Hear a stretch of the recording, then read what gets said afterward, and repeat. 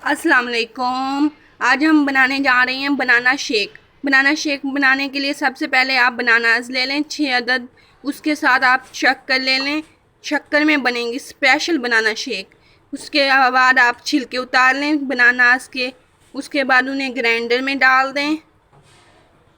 उसके साथ ही जो शक्कर ली है 3 गिलासियाँ मैंने ली थी शक्कर की, आप भी इतनी ले लें। और शक्कर वाला बहुत ही टेस्टी यमी और रबड़ी की तरह का मिल्क शेक बनता है। अब इसे भी ग्राइंडर में डाल दें। अब इसमें आप 1 लीटर दूध डालेंगे।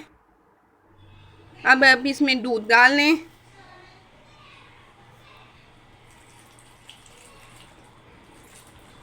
मलाई दूध में होनी ज़रूरी है। मलाई इसके साथ इसका फ्लेवर और भी इन्हेंस हो जाता है।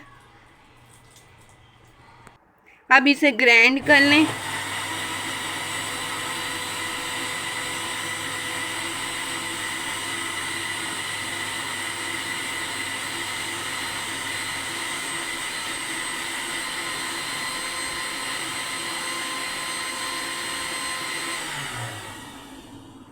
अब आप इसे गिलास में डालकर इसे इंजॉय करें। बहुत ही टेस्टी रबड़ी के जायके वाला शक्कर वाला स्पेशल बनाना शेक तैयार है। आप मेरे चैनल को ज़रूर सब्सक्राइब कीजिएगा ताकि आपको ऐसी वीडियोस मिलती रहें।